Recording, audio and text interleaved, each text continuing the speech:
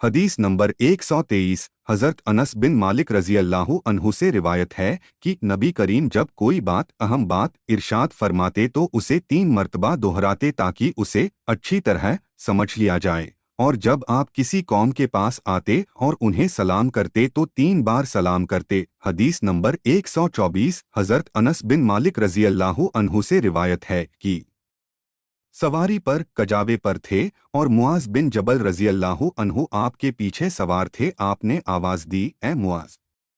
انہوں نے عرض کیا، اے اللہ کے رسول، میں حاضر ہوں اور آپ کی خدمت کے لیے تیار ہوں۔ آپ نے پھر پکارا، اے معاذ! انہوں نے عرض کیا، اے اللہ کے رسول، میں حاضر ہوں اور آپ کی خدمت کے لیے تیار ہوں۔ ایسا 3 بار ہوا۔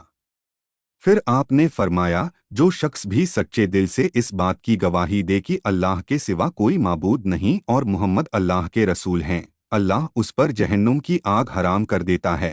حدیث نمبر 125 حضرت معاذ بن جبل رضی اللہ عنہ سے روایت ہے کہ آپ نے معاذ رضی اللہ عنہ سے فرمایا کہ تم لوگوں کو اس کی خوشخبری نہ دینا، مبادا وہ صرف اسی پر بھروسہ کر بیٹھیں اور عمل چھوڑ دیں۔ لیکن معاذ رضی اللہ عنہ نے اپنی وفات کے وقت گناہ سے بچنے کی خاطر یہ حدیث بیان کر دی۔ حدیث نمبر 126 حضرت انس بن مالک رضی اللہ عنہ سے روایت ہے کہ مجھے یہ بتایا گیا ہے کہ نبی کریم نے معاذ رضی اللہ عنہ سے فرمایا، جو اللہ سے اس حال میں ملے کہ وہ اس کے ساتھ کسی کو شریک نہ ٹھہراتا ہو، وہ جنت میں داخل ہوگا۔ معاذ رضی اللہ عنہ نے عرض کیا، کیا میں لوگوں کو اس کی خوشخبری نہ دے دوں؟ آپ نے فرمایا، نہیں، مجھے ڈر ہے کہ وہ صرف اسی پر بھروسہ کر بیٹھیں گے۔ حدیث نمبر 127 حضرت علی بن ابی طالب رضی اللہ عنہ سے روایت ہے کہ انہوں نے فرمایا، لوگوں سے وہ باتیں بیان کرو جنہیں وہ سمجھ سکیں۔ کیا تم یہ پسند کرتے ہو کہ اللہ اور اس کے رسول کو جھٹلا دیا جائے؟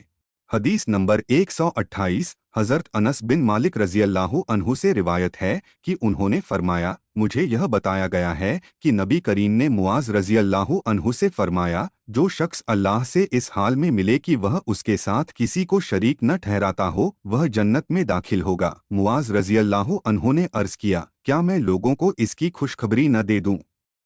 آپ نے فرمایا، نہیں، مجھے ڈر ہے کہ وہ صرف اسی پر بھروسہ کر بیٹھیں گے۔ حدیث نمبر 129 حضرت ابو ہریرہ رضی اللہ عنہ سے روایت ہے کہ عرض کیا گیا، اے اللہ کے رسول، قیامت کے دن آپ کی شفاعت کا سب سے زیادہ مستحق کون ہوگا؟ آپ نے فرمایا، میرا خیال تھا کہ تم سے پہلے اس کے بارے میں کوئی مجھ سے سوال نہیں کرے گا، کیونکہ میں نے حدیث کے بارے میں تمہاری تڑپ دیکھ لی تھی۔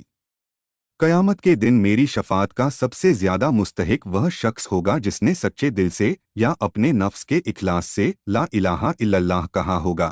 حدیث نمبر 130 حضرت عبداللہ بن عباس رضی اللہ عنہما سے روایت ہے کہ نبی کریم نے فرمایا، میری امت کے 70,000 لوگ بغیر حساب کے جنت میں داخل ہوں گے۔ یہ وہ لوگ ہوں گے جو نہ دم جھاڑ پھونک کرواتے ہیں، نہ بدفعلی برا شگن لیتے ہیں اور نہ ہی آگ سے داغتے ہیں، بلکہ وہ اپنے رب پر بھروسہ کرتے ہیں۔ حدیث نمبر 131 حضرت عبداللہ بن مسعود رضی اللہ عنہ سے روایت ہے کہ نبی کریم ہمیں واعظ و نصیحت کے لیے دنوں کا خیال رکھتے تھے، یعنی ناگا فرما کر نصیحت فرماتے تھے تاکہ ہم اکتا نہ جائیں۔ حدیث نمبر 132 حضرت انس بن مالک رضی اللہ عنہ سے روایت ہے کہ نبی کریم نے فرمایا، آسانی پیدا کرو اور تنگی میں نہ ڈالو، اور خوشخبری سناؤ اور نفرت نہ دلاؤ۔ حدیث نمبر 133 حضرت انس بن مالک رضی اللہ عنہ سے روایت ہے کہ نبی کریم نے فرمایا، تم لوگوں کے لیے آسانی پیدا کرو اور ان کے لیے سختی نہ کرو، اور انہیں خوشخبری سناؤ اور انہیں دین سے متنفر بیزار نہ کرو۔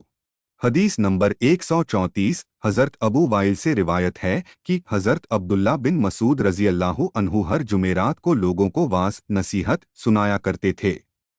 ایک شخص نے ان سے کہا کہ اے ابو عبد الرحمن، میرا جی چاہتا ہے کہ آپ ہمیں روزانہ واعظ سنایا کریں۔ انہوں نے فرمایا کہ مجھے یہ چیز روکتی ہے کہ کہیں تم اکتا نہ جاؤ۔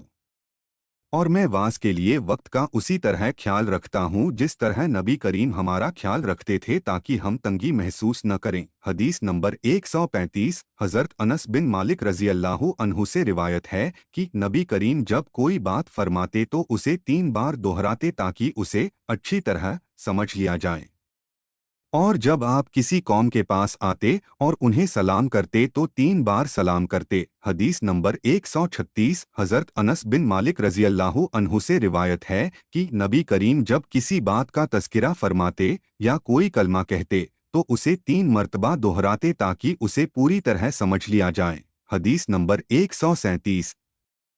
हज़रत अब्दुल्ला बिन अम्र रज़ी अल्लाहु अन्हुमा से रिवायत है कि एक सफ़र में नबी करीम हमसे पीछे रह गए। फिर आप हमारे पास पहुँचे जबकि हमने असर की नमाज में देर कर दी थी और हम जल्दी जल्दी वज़ू कर रहे थे।